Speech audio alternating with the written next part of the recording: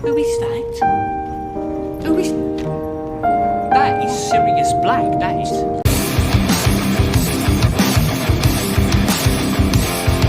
Harry Potter, a beloved set of children's books, turned into a beloved set of movies, commercialised into hats, mugs, card games, and basically everything you can imagine in a capitalist hellscape.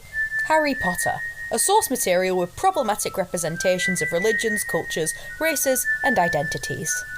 Harry Potter, sometimes noted as the singular source that changed the scope of fandom and fanfiction for the entire internet.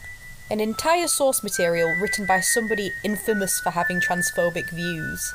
Harry Potter is painstakingly millennial, and for some is a core part of their identity, growing up alongside its releases of books and movies in the 1990s to the 2000s. But recently there's been a new rise of fans. Generation Z. And they're changing the narrative. Today I'm going to be talking about the rise of the Marauders fandom, but first I need to explain what the Marauders fandom is. The Marauders fandom is a subset of the Harry Potter fandom, based on the Harry Potter universe in the 1970s. Many people would claim that the Marauders fandom centres around Harry Potter's parents, which isn't quite true. The Marauders fandom is based on the Marauders. If you aren't a Harry Potter fan yourself and don't expect to be anytime in the future, the Marauders are a friendship group of 4 Gryffindor boys, infamous for playing elaborate pranks, with the use of a map they created called the Marauders map, hence the name. This isn't the only reason the Marauders are important. All the Marauders end up being prominent characters in the Harry Potter books, whether dead or alive. The Marauders consist of Sirius Black, Remus Lupin, Peter Pettigrew and James Potter. Or if we're going to go by their nicknames, James is Prongs, Sirius is Padfoot, Remus is Moony and Peter is Wormtail.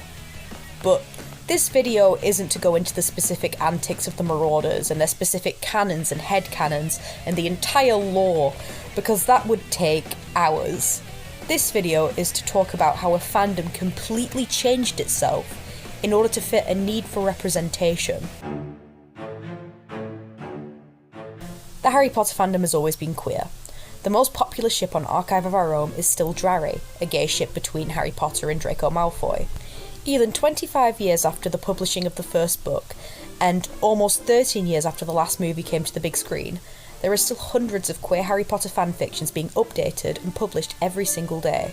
To measure the significance of these ships, I've decided to use Archive of Our Own. Whilst Drarry is the most popular ship in the Harry Potter tag on AO3, with 68,000 published works as of January 2024, the fandom has experienced a shift in shipping as of the last few years. To show this change, I'm going to be using AO3's summer shipping stats as of 2023, uploaded by Centre of These Lights on Archive of Our Own. The ship with the most new published works as of 2023 summer is, and I better hear a drum roll, Steve Harrington and Eddie Munson. But the second was Sirius Black and Remus Lupin, aka Wolfstar from the Harry Potter fandom, and the 6th most popular was Regulus Black and James Potter from the Harry Potter fandom. And down at number 12 we see Hermione Granger and Draco Malfoy. A straight ship albeit, but it does show that the Harry Potter fandom is still thriving in terms of fanfiction and fanlore. Drarry, surprisingly, going down 27 places since last year at number 34. It's experienced a bit of a slip, but Drarry is one of those ships that always bounces back. It's always popular, it'll probably come back up in the ratings in the years to come. But far more interestingly, out of the 100 top ships of 2023, 10 of those were in the Harry Potter fandom, and 6 out of 10 of those were in the Marauders fandom. I'm categorising Marauders ships as any ship between 2 characters who were students in the 1970s, more particularly the classes of 1978 or 1979. So how does a giant fandom such as Harry Potter only have 2 ships on the top 100, while the Marauders has 6? The Juggernaut, which is usually Harry Potter fanfiction, has been beaten out by its own subsection. How did the Marauders fandom blow up? In one word that should be 2, Wolfstar. It all started in 2003. I wasn't born, so the world wasn't at peace yet.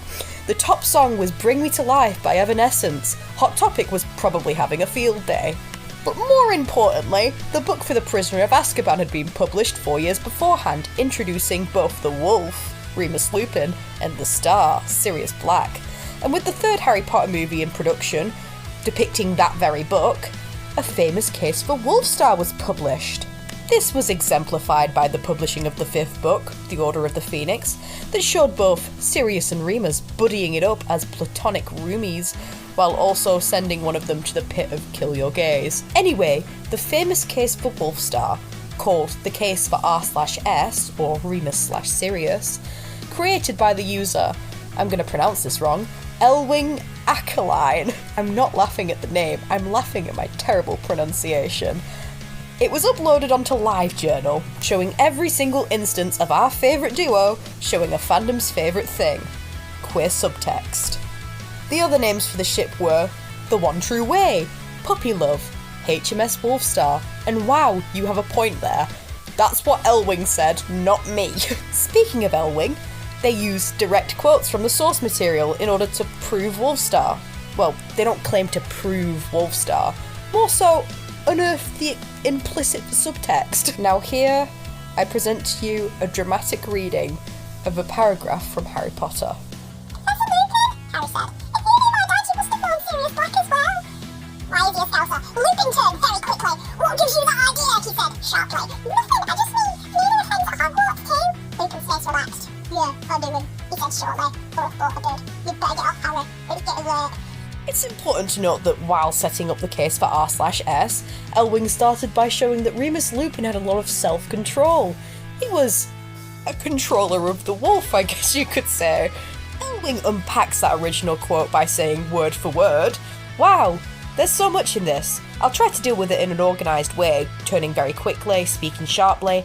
That's another case of where his control slips under the uncharacteristically emotional reaction, and he keeps doing this. He doesn't do it when James is mentioned, just Sirius. The quote by Elwing is just an example of how the Marauders fans, from the beginning, were taking subtext from the original material and interpreting it, which is what people and queer people have been doing for years and years and years. The conclusion for the case for R/S was, I haven't proved anything. I can't prove anything. There is nothing in canon I can point to and say, there, that proves they're in love. It could well be that they're just close friends who have been extremely lonely for 12 years and are clinging to any companionship they can get. I should also say I love Remus and Sirius's friendship. I don't think an element of romance detracts from it, and I certainly would not think dismissing their closeness as a product of lust, attraction, and physical intimacy. They are friends. They are best friends. That is the sort of friendship the series is about. A friendship that can suffer 12 years of adversity and come out the other side as strong as it ever was. I will also say that the fact that there is passion between Sirius and Remus doesn't mean they're lovers. They're both passionate people. Between two passionate people, there will be fireworks. It depends on what type. But the most important quote for the case for R/S was, "The argument that there is a profound, unbreakable connection between them is undeniable. How you see it is up to you." The case for R/S undeniably blew the fuck up and blew the fuck up Wolfstar. It also represented how people were feeling about the ship at the time. But let's get a bit further into this. Let's go on Google and research. What results come up for Wolfstar after the case for R/S was uploaded? Starting from December 2003, about the time it was uploaded, and finishing on the 31st of May 2004, when Prisoner of Azkaban was released. As soon as I hit the search button, I can clearly see that there are about 6 results showing fanfics from fanfic.net in 2004. The earliest Wolfstar fanfic I could find on Archive of Our Own was uploaded on the 20th of November 2002, and it took me about a minute to read in full. Anyway, while it's impossible to figure out when the first Wolfstar fanfiction was published, it's pretty easy to gather from this that 2002 and 2003 is when Wolfstar really started. It gained even more popularity after the Prisoner of Azkaban movie was introduced. Furthermore, with each movie that came to cinemas, and the more moments of Sirius Black and Remus Lupin being together, being roomies, being buddies, being friends, the further the case for R/S grew. It was hailed. The HMS Wolfstar was out of the port, only to be swiftly anchored to the ground as both of them died tragically. Anyways, Wolfstar was a pretty decently big ship in the Harry Potter fandom, but it wasn't that big, and that's the thing. Other ships like Drarry, Dramini, and incredibly taboo ones that I don't even want to talk about, were more popular than Wolfstar at the time. As time progressed, Wolfstar became a background ship to a background ship. They were metaphorically, and sometimes literally, the parents or the weird uncles to the main ship. Shoved deep into the recesses of a popular Harry Potter fanfic, the HMS Wolfstar was at the bottom of the sea, and all of the fans were in a little submarine trying to find it, but everything that floated on the surface was not their ship. And I made that up. I actually don't know if that's what people felt like at the time, but I'd like to imagine lots of Wolfstar fans crying in a submarine. Not that submarine, not the one you're thinking about. The in-between years were weird. By the in-between years, I mean after the ship had sailed and died. A lot of people have detailed these a lot better than I can or have.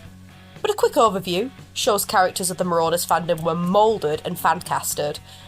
These, popular fan casts, I don't really want to go into them because they change all the time. Here are some of the popular ones. It further brought a very slow change in eras. We changed from the Wolfstar of the late 1990s, the aged Wolfstar, to the Wolfstar of the late 1970s. Remus and Sirius were teenagers. They were in school now. Now let's skip forward through time. We are time travelling. This is a time travel fanfiction to the most... We'll skip to the most famous fanfiction posted on the entirety of all AO3 and the most famous fanfiction in the Harry Potter fandom itself. A fanfiction that has been printed as books by various fans and in the fandom itself. A fanfiction that is jokingly but semi-seriously considered to be written by Taylor Swift. This is, of course, All the Young Dudes, I'm Insufferable, named after the Mott the Hopple song or the David Bowie cover, depending on which kind of fan you are. All the Young Dudes was a fanfiction detailing the life of Remus Lupin all the way from the day he received his Hogwarts letter until about mid-1996, before, dies. Spoilers! This details his relationship with the other Marauders, his struggles with self-identity, his lycanthropy, upbringing and sexuality, and notably his romantic relationship with Sirius Black. All the Young Dudes delves deep into British 70s nostalgia, to the point where one would think the author had lived it themselves. MS Kingbeing tackles issues such as struggles with sexuality in London during the 70s and England in general, the pain of being different and othered, class struggles in the UK that are still an issue up to this day. It's a far cry from J.K. Rowling calling her only Asian character Cho Chang, and making it so her only Irish character tends to blow up things. I need to put a little disclaimer here to say J.K. Rowling didn't write that bit about Seamus Finnegan in the book, it was in the movie. But don't ask me why they decided that was a good idea. Ask Chris Columbus, named very appropriately. I digress. All the Young Dudes was a popular fanfiction, but it didn't gain notoriety until 2020. A year of interesting happenings, with everyone stuck indoors, and a tight TikTok algorithmic weird thing. The Marauders started to be recommended to people. Perhaps it was the resurgence of 70s clothing or music. Perhaps the rise of the Marauders came with the cyclical rise of fashion. Fuck. Nevertheless, All the Young Dudes was the holy grail to these edits, videos, cosplays, even the newer fanfiction that was being created. All the Young Dudes was so popular that it recreated the fan lore around these fucking characters. Whilst you could argue Wolfstar has been doing this for years, it was now more so at the forefront of the fandom. The massive Harry Potter fandom. It was as if there were two separate fandoms within one. The OG Harry Potter fanfic, the edits, the TikTok, the fan art, and the Marauders, which was doing all of the same things. And strangely enough, while one was significantly less popular in media, in terms of uploads in the years preceding, the Marauders were competing pretty well with these conventional Harry Potter fics. It changed how the greater fandom viewed these characters. Remus Lupin was no longer this 30-something-year-old werewolf who was married to Tonks and died tragically. Remus Lupin was a 30-something-year-old werewolf who was gay and died tragically. Everything was different. Some people would claim it was only inevitable that people would say Remus Lupin was gay, since a lot of people in the early days of the Harry Potter fandom thought Remus Lupin's lycanthropy was an allegory for AIDS, something that J.K. Rowling promptly dismissed. And considering a history, it's not a stretch to assume why. You could argue that it's because of the law that said that children's books couldn't contain gay characters, but she has said this recently as well. She's not changed her mind. Anyways, Harry Potter is a story about a boy who lived in a closet for 11 years. Sirius Black grew up in a family that was pure of blood, and he was the black sheep. He ran away and chose his family. A random uncle, also considered the black sheep, thought himself akin to Sirius and gave him his entire will after he died. Does this not feel like it's implying something? Regardless, All the Young Dudes was famous. There are news articles written about this fanfiction. It has almost 13 million hits or views, 35,000 people have bookmarked it, and it has 20,000 kudos, which means likes. That might not seem like a lot to you casual YouTube and TikTok viewers, but bear in mind, this is a 526,000 word book and would take about 30 hours to read in full. This book could have easily been considered a New York Times bestseller. You only have to sell 5,000 copies of a book in order to get that title. It means nothing.